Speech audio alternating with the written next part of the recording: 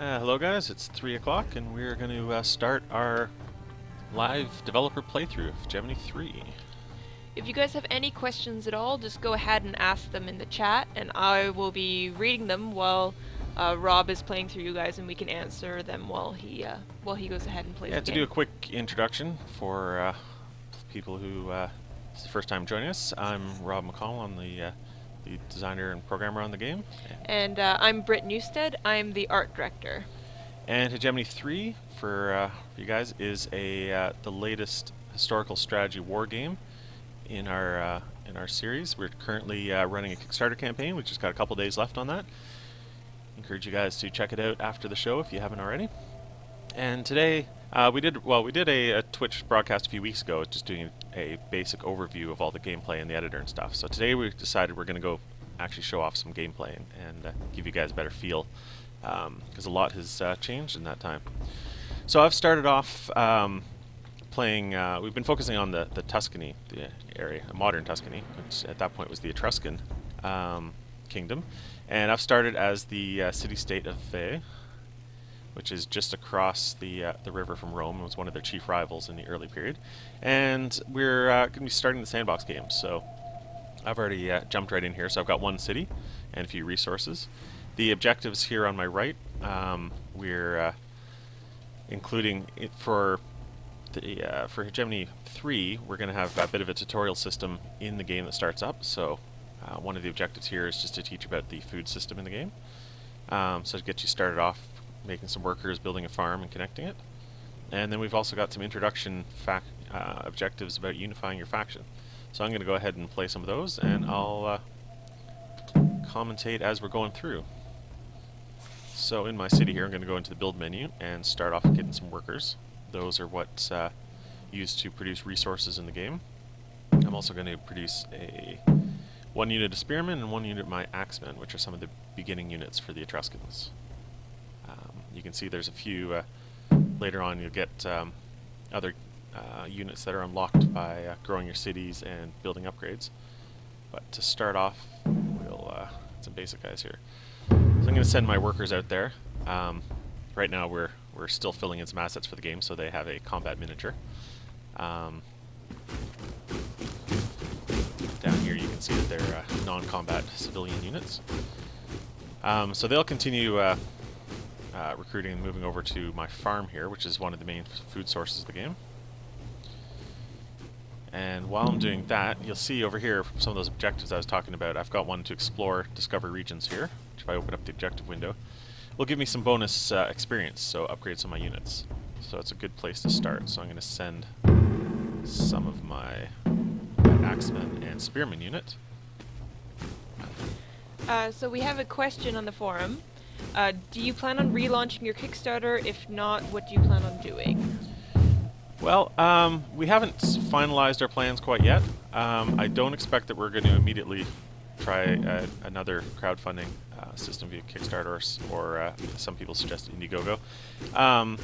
But we're going to see how the next few days go and then reevaluate our plans. Right now, our priority is we're trying to get in as many essential features as we can, so we get a good idea of how much time and resources are left to get something that we're happy with and you guys would enjoy.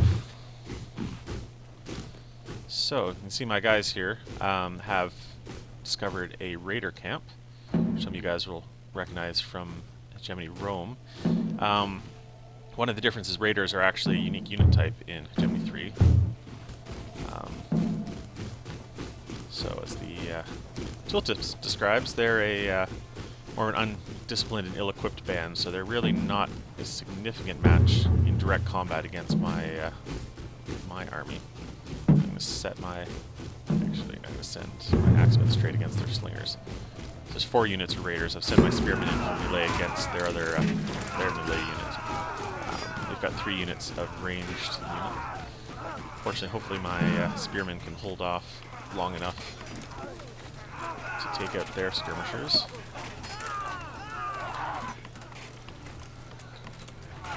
While that battle's going, I'm going to pause for a second and notice there's... okay.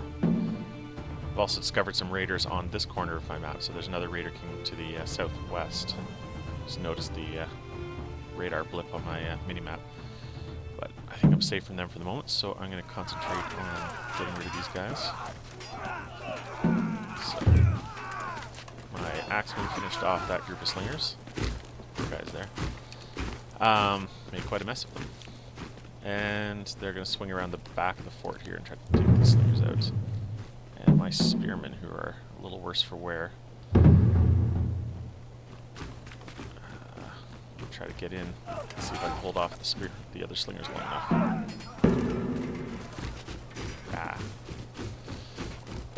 Unfortunately, my guys have routed. They were a little too worn off from combat there. Meanwhile, You shouldn't push them so hard, Rob. expect a lot of troops. So meanwhile, back in my city, those workers got there and captured that farm. You can see the blue circle there indicates it's full of workers at the moment. So I'm going to connect that back to my city, which finishes my Feed the People tutorial objective. So you can see back in my city here, those spearmen are, in Hegemony, unlike a lot of RTSs, your units aren't disposable. When they are defeated in the field, they'll go back to their home city and start recruiting again. Excuse me. So the spearmen are back there.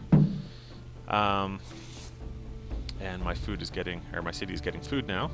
One of the big differences, I'll pause for a second here, in Hegemony 3 as opposed to our previous games, is the cities themselves have their own food consumption, which is required to grow the city, which unlocks more resources as well as new unit types and other bonuses throughout the game. So the city's basic consumption is 4, and the spearman units in there's 4, and I've got 11 coming in from the farm right now, so I've got a small surplus that's building up. While I'm in here, that goes into the upgrades tab, which is where you grow your city or expand it. The pot filling here is the population growth.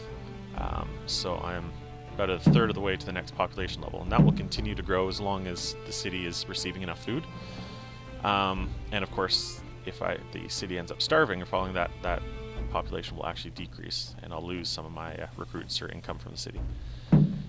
So back at my battle here, I still have, thankfully, my one trusty axeman here. And I can actually pause the game here for a sec. They've gotten this little bar in there next to the portrait shows some of the experience that they've earned from combat. So I'm going to take a moment and use that to boost my units. I'm going to get the medic. Some of these graphics you'll still recognize from Hegemony Rome. We're still filling in bits and pieces as we go. So my axemen are outnumbered, but they're generally a stronger unit than the slingers. See, they got a big charging bonus for running into combat there. My poor defeated spearmen are running home. Caught in the edge of the combat. I think I might... So it's going to be close, but I think my axemen might win the day here. Getting it very close, and I get a little more XP for that. So I'm going to capture their fort, which I can use as a supply point and base to protect that north end of my kingdom. So one of the benefits of all that combat, you can see in my objectives, I had to defeat raider brigades, and this is actually a really important key objective. So for some of the guys who might remember the original Philip Mastodon campaign from the first Hegemony, right at the beginning of the campaign there was a number of objectives about unifying the kingdom. So in kind of keeping with that tradition, some of the opening introduction objectives in Hegemony 3 are about unifying your faction, because you only start with one city-state of your faction. So Before we really get into that, Rob, Mhm. we have another question. Sure. So, city needs some minimal amount of food for sustaining the current population. Is he understanding correctly? Yes, it does. Yep.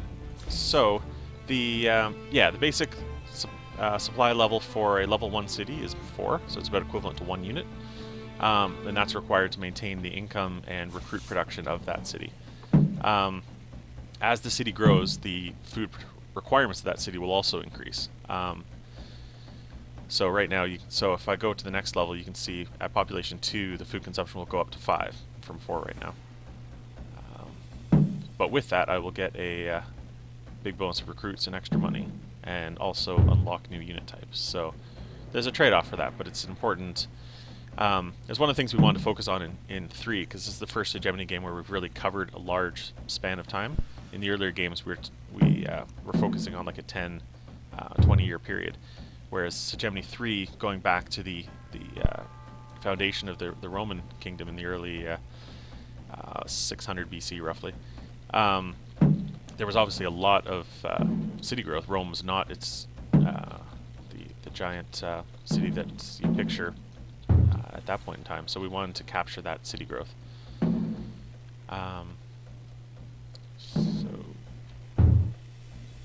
Alright. I don't have a lot of units left. I said we want to defeat one more guy, so I'm going to send my 2 Axemen Brigade over down to these raiders down here. My poor defeated guys there. I've also got, that objective to discover some territory. But I'm a little shy of units right now.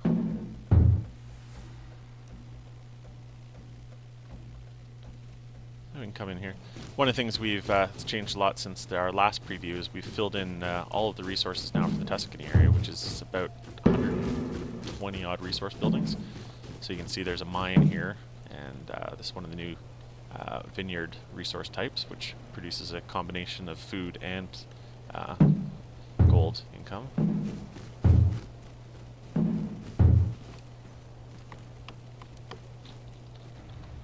Alright, so hopefully I can take out one of those guys. And I'm checking the status of my population growth, because when I'm getting close. When I do upgrade, I'll get a big bonus of recruits, which I can really use right now, because my guys are pretty... don't have many left.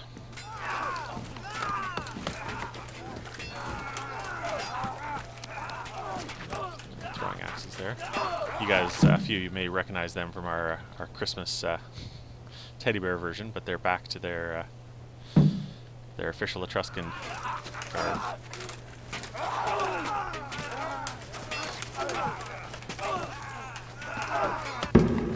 Alright, I'll pause the game there for a second. So, as I said, I just need one more Raider Brigade to complete that objective.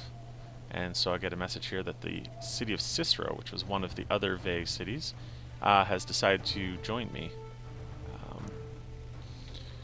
So, that gives me 2 cities, which has some new units, and Cicero itself is actually all ready to bump up its population, so I'm going to take advantage of that now, which gives me 90 new recruits.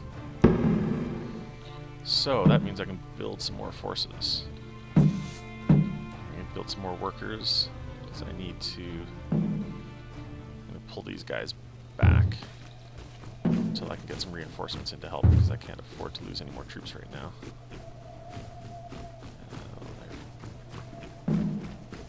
Get away before they follow me too far. I'm going to send in one of those new axemen from Cicero, and I'm going to send the new workers to go capture this livestock farm, which will give me some extra food.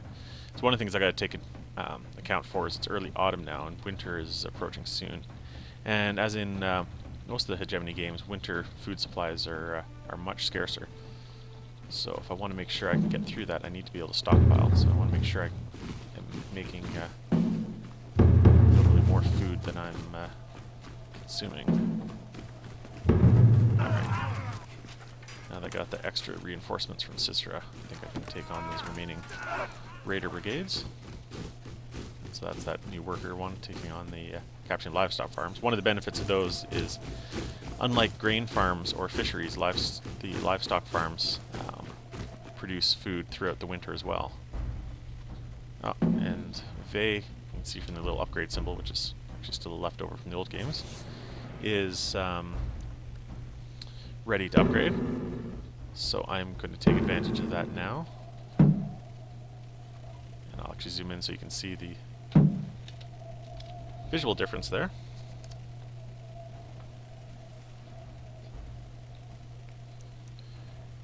I'm told a few guys may be having some technical lag issues on the feed. Unfortunately, there's not too much we can do about that, but we will there might be something with your internet connection or Twitch's feed.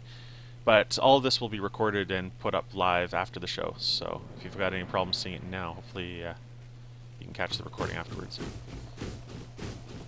Alright. That's a leftover brigade from before they joined me, which I should take care of before it causes... should connect those farms while I'm thinking about it. This here didn't have any food. So connecting those supply lines, as players familiar with Hegemony will know, will allow the food to move between my cities and the farms. And that yellow supply ring here, which are a lot bigger in 3 even than in the previous games, allows my troops to maintain supply within that area. Because these guys, as you can see from the buffs, were out of food, which decreased their morale significantly. So hopefully that will give me enough food shortly. So we have a question in the chat. What advice would you give to aspiring game devs wanting to make RTS games? That's a tough one. RTS games, as we have found out over the years, are a really tough genre to get into. They are highly demanding both from the graphics, performance, and AI. Basically, the best idea is to keep your try to get a small segment of it as possible to focus on a small vertical slice, as they kind of call it, the smallest you need to get across what makes your RTS unique. Because it's easy to get in over your head with dozens of unit types and unique behaviors and AI complications. Every new feature you add, one thing you have to remember is the AI has to know how to do it too. So the more complicated you make it, you have to be able to teach your AI to do it. So it's good to remember that when you're thinking about new features for the game. And what you're looking for is to get into the industry, to people who are already making RTS games. One of the good ways to be able to practice and show off your skills without having to write your entire own game is a lot of RTSs actually have the modding abilities.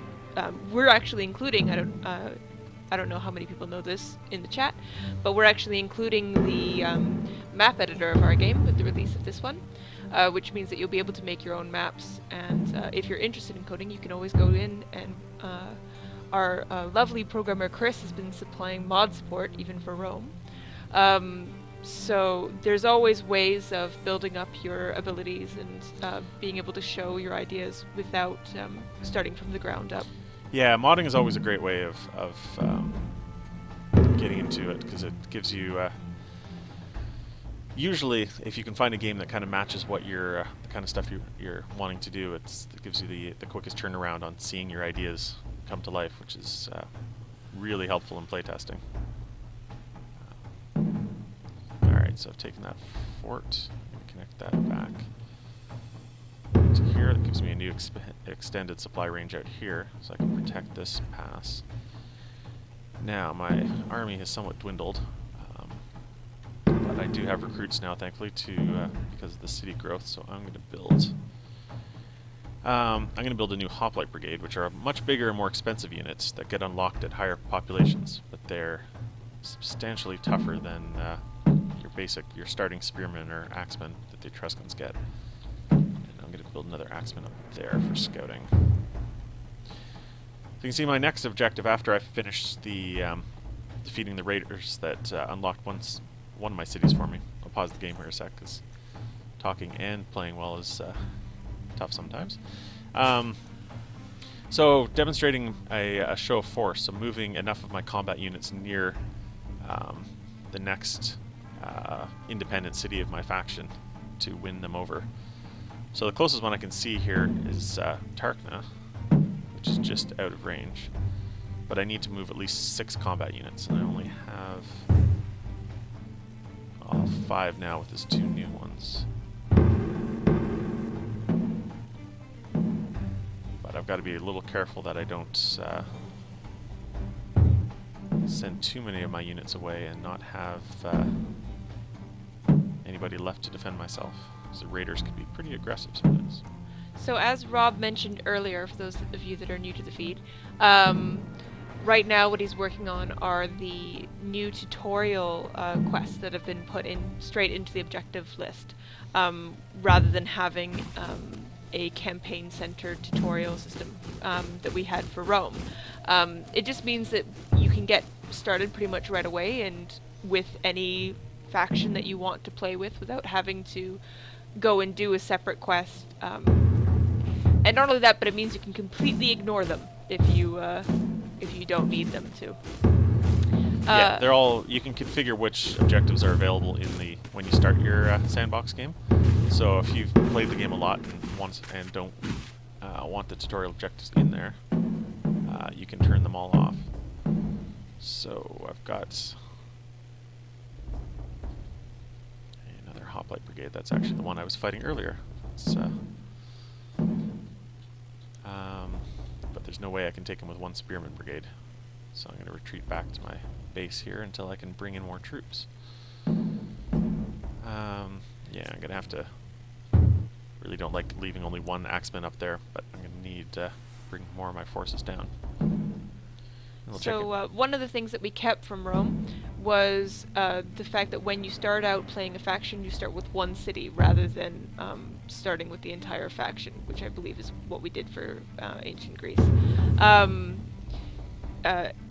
that's why we have the independent cities, but they will become your native faction when you gather them. However, when you capture cities that aren't of your native faction, they will have morale to keep them from yeah, it's always rebelling. a little more difficult holding on to enemy cities. It depends on what the faction hostility is, which is basically determined by how much you've fought them and your activity in the past. But the higher the hostility is between them, the harder it is to hold that faction, hold those enemy cities.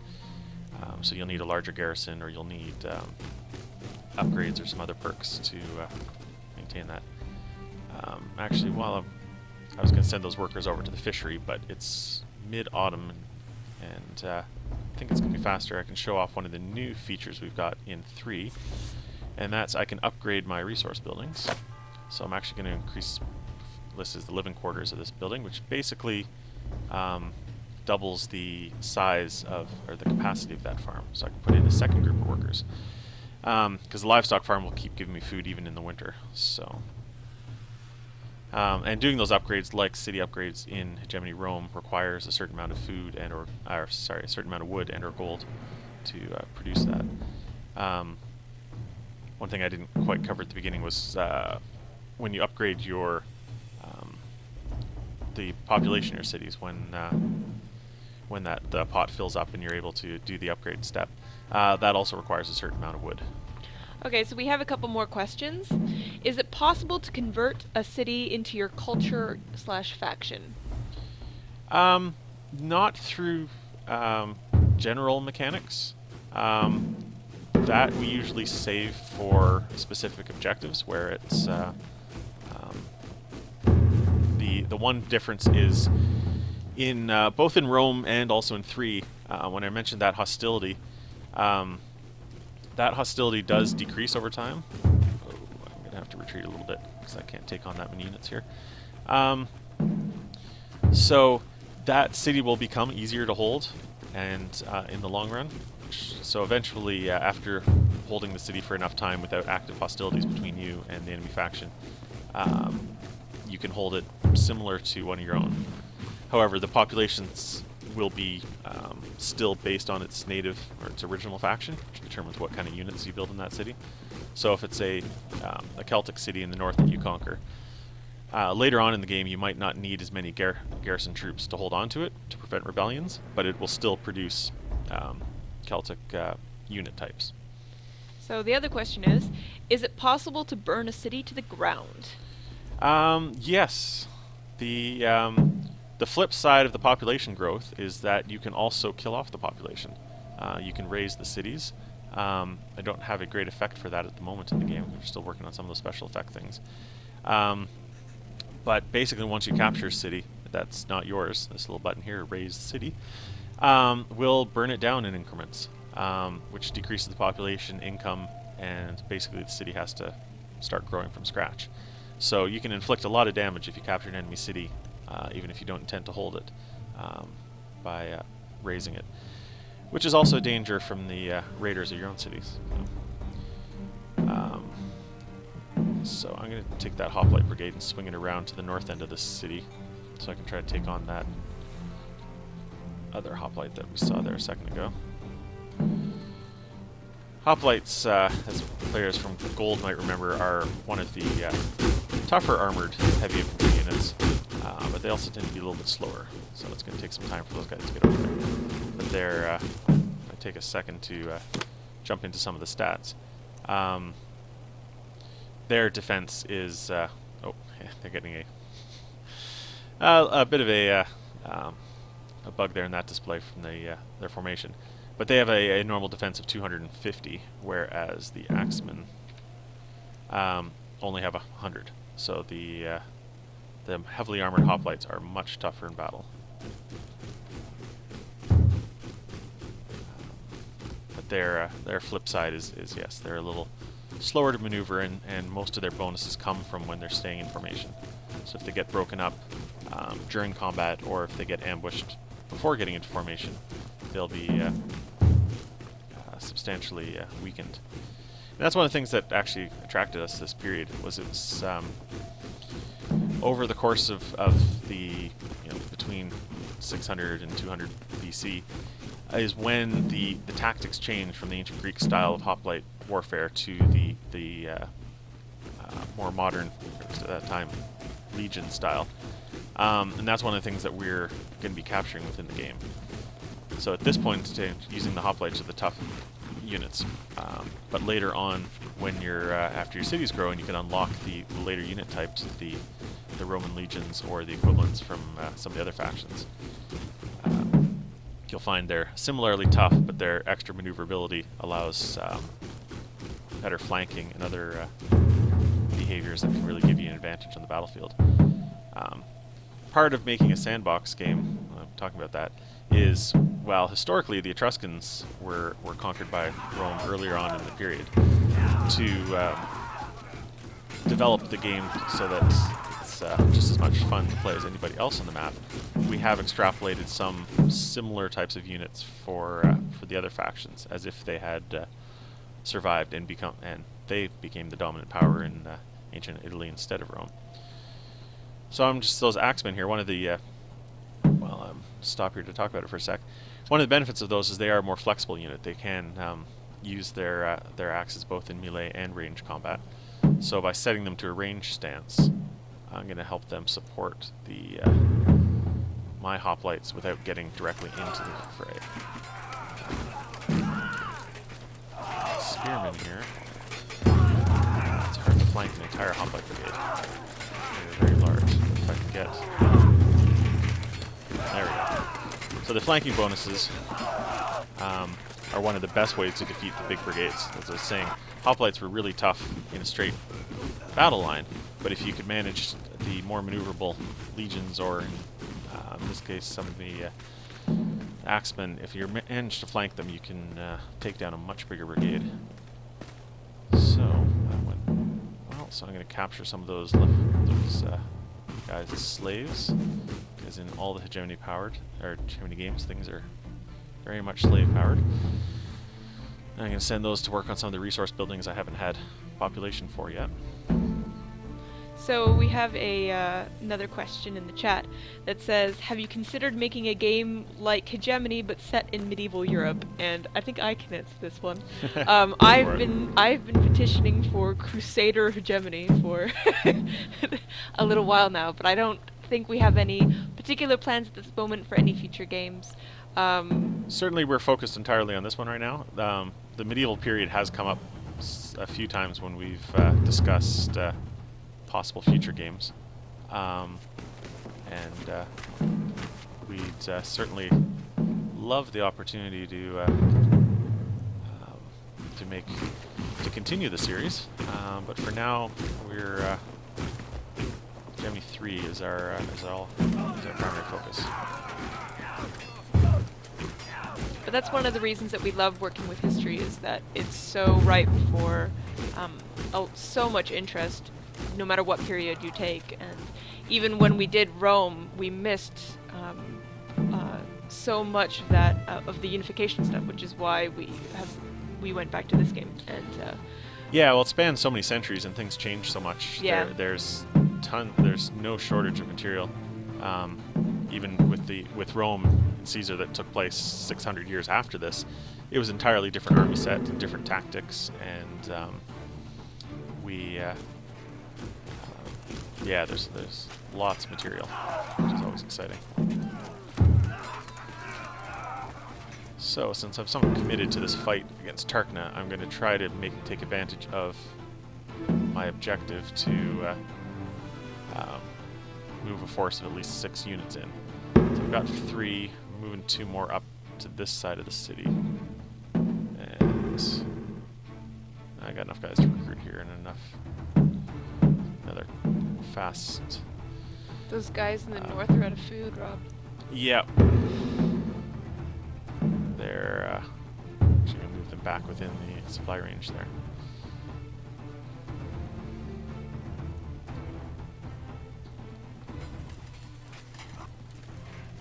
How's this battle going? I don't know if I can bring these spearmen in. The axemen are... I don't think they'll be enough to help. See if I can get around to flank these guys. One of the differences you'll see quickly from the old games is we've really expanded the battlefield size in 3. So in most cases, there's a lot more play area to flank and to charge and to really emphasize the tactics. So those guys coming around. Actually, they don't need to go all the long way around. How many units do I have left? There's a comment here for you, Rob. Always good to see a dev actually being challenged by their own game. Yes, one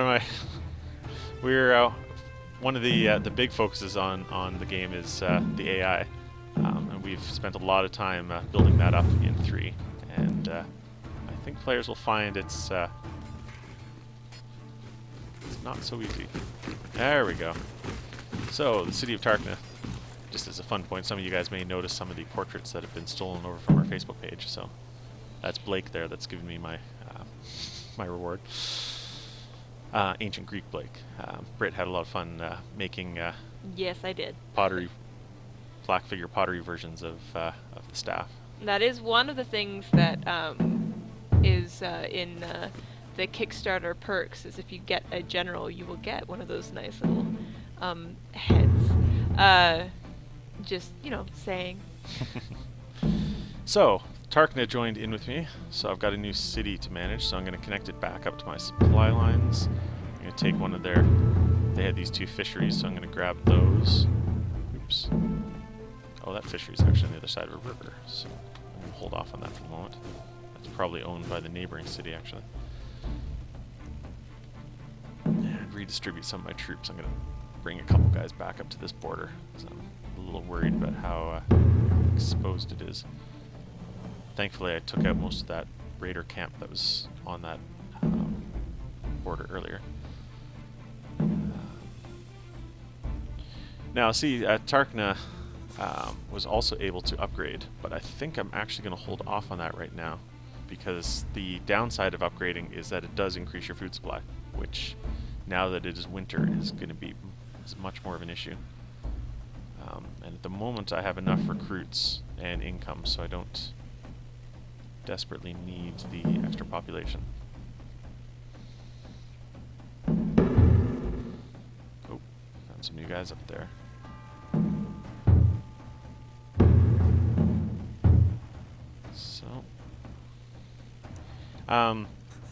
So that the show of force objective in the introduction is a kind of recurring one that works until while I've still got other cities of my faction. Rome will remember the bridge building mechanics, so I'm actually going to want to explore what's on the other side there. There's the other city. So I'm going to build that bridge and push my boundaries a little bit further. one of the new art things that we added in 3 was, I don't know if Rob already mentioned this, but our resource buildings now show you how many people are inside them just by looking at them, which I know was a feature that some people were looking for. So one of the new, I'll pause the game here for a second before. One of the things we're always working on in the game, because you have a lot of things going on, Hegemony, is our notification system. And so one of the new changes in 3 is we'll actually get advice from generals or whatever. This appears to be myself. That's telling me that a new enemy army has been sighted, which I think is this one coming in here. So it's just another Axeman brigade. I should be okay once my reinforcements arrive. Oh, no, wait a second. Those are my Axemen. Those are hoplite. Alright, I'm going to pull back there. I can't take on a hoplite brigade with just those Axemen. Unless I'm able to flank them, but I don't quite have the right position for that. Alright, meanwhile, back on this border, I've discovered another raider camp, which I'm going to deal with. Capture that camp. Send my guys up here. So camps really play a critical role in 3, as they kind of did in Rome, even and maybe even more so, as a way of extending your power base and your supply system. Alright, one of the benefits is... Alright. I'm able to flank them. I can probably take them as even just 2 small units. It's one of the fun things about the tactics in it, that even small units can... It's really hard to fight that big. Unfortunately, I'm locked in combat. Those poor Axemen are committed to their cause. But I think they're doomed. So I'm going to need to make sure I can reinforce that boundary. So a couple of my guys have gone back to their home city in Sisera. So I'm going to get them marching up back to the front lines. Meanwhile, on my northern border... they're taking my bridge. So we have another question. A totally off-the-cuff question, but have you guys ever thought of making a first-person strategy game with your engine where you see out of the eyes of your general? That's an interesting idea. We've always been attracted to kind of encourage the more godlike view of your empire. So even beyond what a single general could do. We had the debate a lot in the earlier games whether whether you're actually playing as Caesar or whether you're playing as Philip. And from a strategic point, we always found the most interesting decisions was to give the player a little larger, more knowledge than what a real general would have in the field. But it's certainly an interesting idea to explore. Okay, those hoplites are bring some forces back. Tarkin is an interesting city, if you guys didn't notice earlier, in that it actually spans the valley. So I have 2 access points to it, which is one of the benefits of controlling the city, is that I can bring troops through the city. An enemy obviously can't. Hold off. Tarkin is also really interesting from a historical perspective as well. It is the site of quite a few ancient necropolis from the Etruscan era. I'll pause the game here for a second while we check out the necropolises. Yeah, so some people may know the city more as Tarquinia, which is the Roman name for it later. But it was known for a huge series of cliffside tombs, and these were all actually, even the dome-style ones, were all carved out of the rock rather than built. The dome-style ones even have frescoes painted inside, which is some of our only surviving Etruscan art as far as paintings go, which is absolutely fascinating. Luckily for Romans, we have a little bit extra when it comes to things like Pompeii and Herculaneum, where ash preserved a lot of that. But it's always really fascinating to see the actual colors that and the way that ancient civilizations painted themselves, especially when they helpfully paint warriors for us. So I'm somewhat recklessly throwing my troops up there.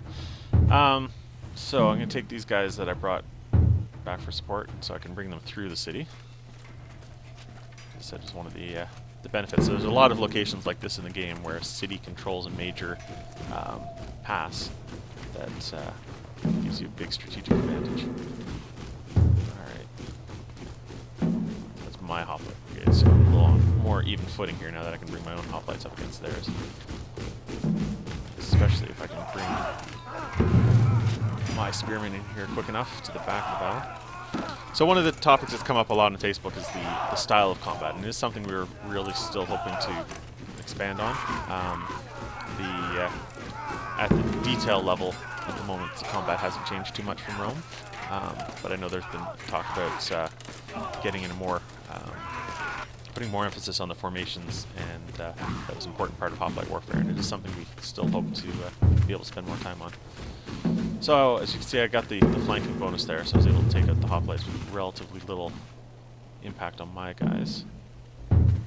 So we've got another question, although I think this one is specifically for me.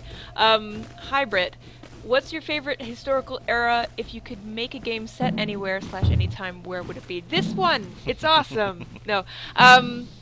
Actually, I really do really enjoy this period, and researching it has been really fun just because so much of it is unknown, and we can look into a lot of stuff and kind of figure out things for ourselves. I would love to do anything set with, Egyptian or Arabic or, and that's all kind of stuff that, hopefully if this goes well, is stuff that we can explore, because the Egyptians during this time period were absolutely fascinating as well. Yeah, and that's one of the things we're excited about with doing the map editor for this game. We're really kind of curious to see what the community is able to put together, because there's really no limits on a lot of the ancient periods and that you can recreate. The map data, as we said before, is all pulled from originated from NASA's satellite data. So anybody can go in and pull out maps for ancient Egypt or parts of the Middle East or Europe or and create your battlefields. So I got one raider brigade left there. I don't have any troops left. These guys are out of food. Yeah, for those of you that don't know, NASA actually releases most of their information for the public. Yeah, there are different levels of detail that are available depending on some of the higher detail stuff is sold by various companies, but one of the basic details from one of the last shuttle missions in early 2000s is publicly available. What they call the SRTM shuttle radar topography mission, something like that. That we've used as one of our primary sources. All right, for the raiders, so I'm going to capture that fort, which will give me expand my supply radius, so I can hold on to that area. You don't actually need to have satellite data, though, to Nope. build your own map. You can build it straight from the ground if you want. We have all the tools in the editor. That Yeah, you if you can go back build to up our last Twitch broadcast, which is available on our YouTube page, you can see in the editor that you can sculpt the terrain with paintbrushes to raise and lower it, carve out mountains. So you can create a full fantastical terrain as well. If you want to be able to get to our YouTube page, it's www.youtube.com/ oh, no, wait, that's not the right one. Give me 1 second. Alright, so I got a new supply range here in this part, so I'm going to connect that back to my existing network. So that'll keep my troops in this area supplied as well as I can. Unfortunately, with winter, I'm going to capture those slaves before I go any further. My food supplies overall are really stretched.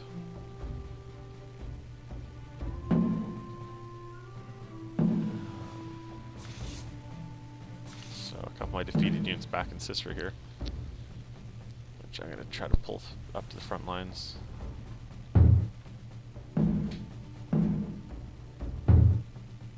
use them. Okay, I've got another brigade up there. So I've got enough units to complete the force objective on Velch if I can get my guys up there now. And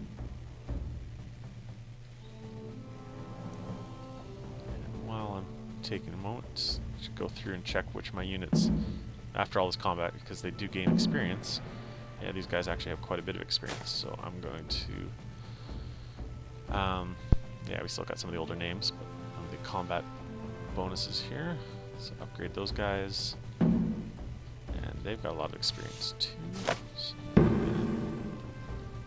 will give me a particular benefit against similar units. So my hoplites against some enemy hoplites will have a notable combat advantage now.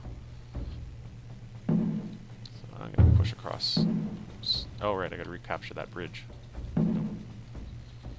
Go back up there. Forgot the enemy took that.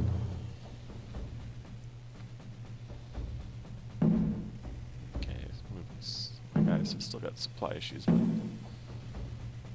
I'm gonna move my slaves. There's another livestock farm up here. One of the big balance things we've done in 3 is we've been pushing more of the resources out into more contested territory. So you'll find, unlike Rome, where a lot of your resources are clustered around your cities, areas like this are going to be a source of a lot of your food. So we have another question on the chat. Can you zoom right out for a second, Rob, and give us a feel for the scale of the territory that you're fighting across at the moment? Sure. We're actually playing one of the small sandboxes at the moment, so it's just an Etruscan campaign. So you can see the red line there. As you can see, all of modern Italy is on the map. Currently, our plan is to the playable area will extend to the mainland of Italy, so right down to where the tip of the boot here, where the Greek factions are, and then to the north into Rome and the Latin factions in the center here, and all the way up to the Celtic factions in the north. So in the full sandbox, there's over 25 different factions that are playable. In this little mini one that I'm playing right now, there's only 4 factions, including the independent cities of my starting faction. We have another question. So you keep mentioning the editor. Will you be providing documentation and export tools for the engine? Sorry, mod tools. We're going to do as much as we can. The editor has come a long way since the early games and is pretty user-friendly. We keep updating the documentation. We hope to, once if the game comes out, to put get a web page together, kind of a wiki style, where we can update and users can help each other out. And we're always available to answer questions and stuff. Our plan is to put out all of the tools, which includes, I'm not sure when you mention exporters, about model exporters, for those who use 3ds Max as our modeling tool. So if you are familiar with the program, we will release the tools that you can export your own models. It is a little more involved process, but it's possible. So we have a question on the chat. So no Carthage. Carthage is on our wish list right now. You can see we listed it in our stretch goals, and something we'd really like to do. Pause the game here for a sec. But it's not in our current, our immediate plans. Basically, what he means, if you want to get Carthage, tell all your friends and get them to give us lots of money. We got a couple days left. We can. Which is one reason why we've left off Sicily at the moment, as well as the Carthage, the northern part of Africa there, where Carthage was powerful at this period. But it is something we hope to be able to add to the game. We're really committed to making sure that what we do get out is as good and as playable as we can, which is why those sections are on our wish list. Yeah, our focus for after the Kickstarter for what we can do is we want to make what's in there as polished as possible. there's already a lot of content. As I said, there's over 25 factions, 4 unique faction groups that include like the Etruscans, the Celts, the Greeks, and the Romans that all have different unit sets. Over 150 cities, and in a map that's, I don't think I actually gave out the numbers, which is actually 4 times the size of our previous maps. It's So very big. Yeah. One of the things that's hard to tell at this scale is that we've actually zoomed in the map so that the old map of Gaul would actually just fit in a corner, 1/4 of this map. So there's a lot of territory already. So our priority is to polish and focus on that part of the gameplay before we look at adding even more. So I was hopefully trying to move in these units to complete that other show of force objective, but unfortunately there is another raider base in between me and the home city. And my guys are really short on food. So I'm going to have to rethink my strategy here before I go charging in.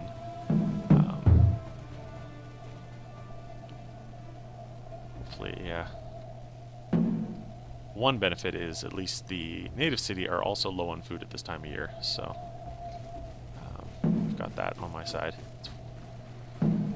If you want to keep an eye on what time of year it is, you can see it up in the upper left corner, which tells us that it is currently early spring, day 229. Yeah, so my food should be on the rise shortly, but I'm going to move my this brigade of slaves from a logging camp, which I don't need as much right now, over to the livestock farm, so I can give some more food to this area.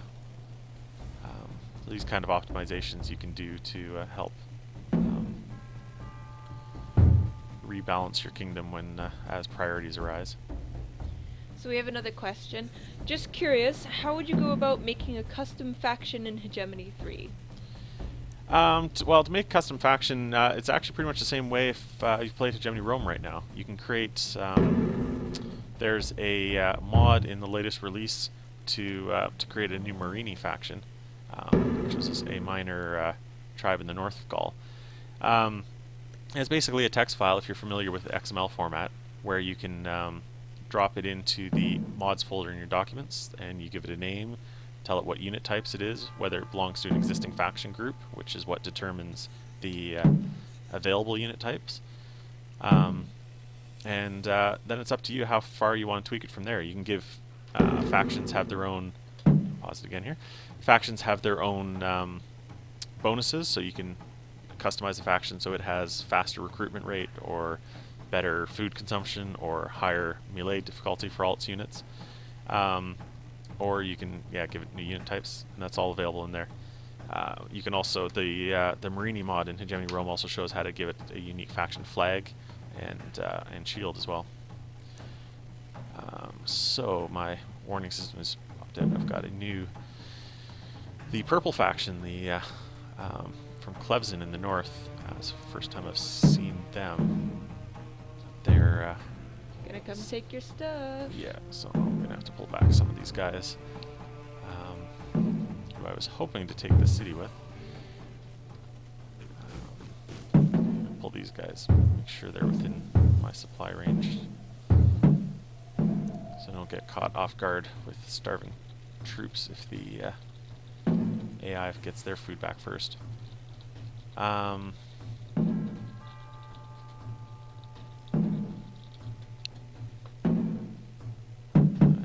I need some more. I'm going to get another hoplite brigade. We have another question. Do you intend on licensing out this engine?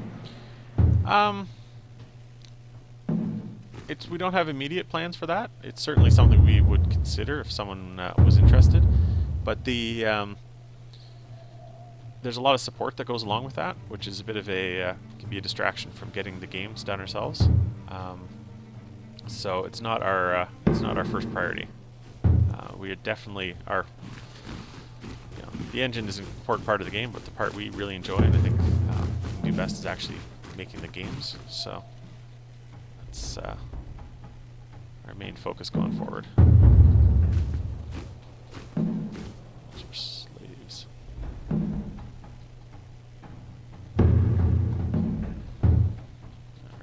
stronger troops.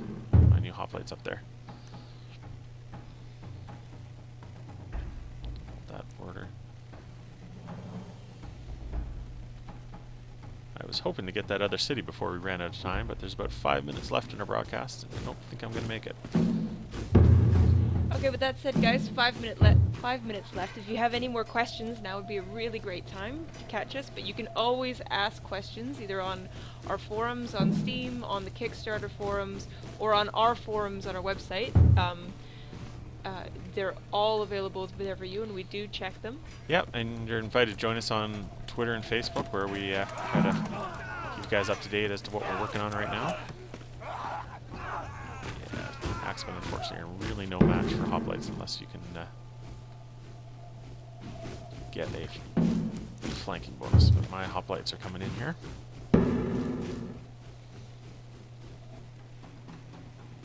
If there's anything left of my army by the time they get there.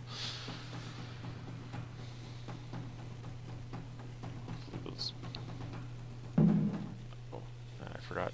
Actually, connect up my supply lines. That would be a good idea. And I never actually got around to capturing that fishery, so I'm going to do that too. That'll help these guys from starving. Food is generally a good thing. Very important.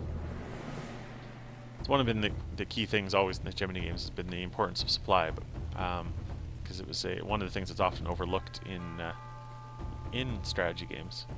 And I can see those guys are all feeding again, and their morale is getting better. But is often overlooked in other strategy games. Okay, I'm gonna have to get.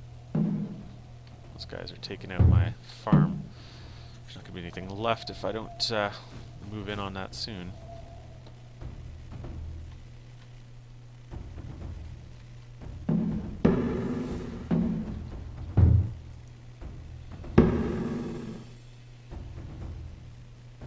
Unfortunately, as tough as those hoplites are, they can be frustratingly slow sometimes. There's always offsets to any ability. Yeah, we've really tried to. One of the benefits, a lot of people have talked about, our planned upgrades that we're still working on in Rome versus what we're doing in 3. And one of the real benefits of doing a separate game totally with 3 is that it gives us the option of really playing with the balance and making big changes that we can't do in a game that's already out there.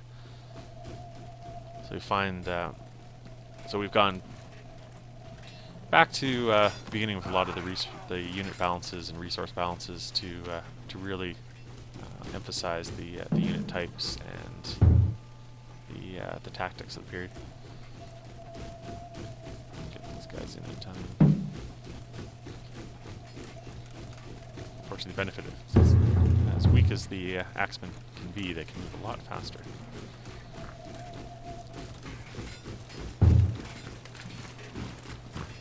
Do something with those slaves. There's the fishery.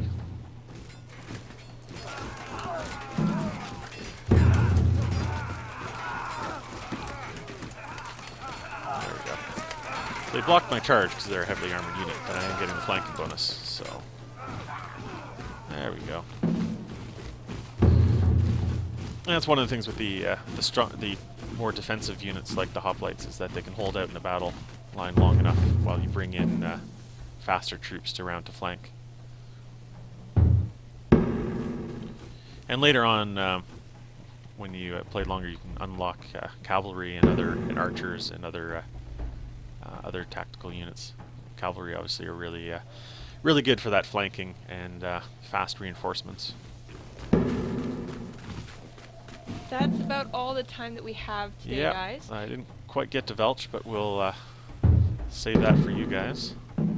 Thank you so much for coming and watching, and we'll be sure to get this up on YouTube as soon as we can to share with your friends. All right, thanks a lot, guys, and we still got 2 days left on Kickstarter, so check it out. Yep, check it out, spread the word. We'll see you later.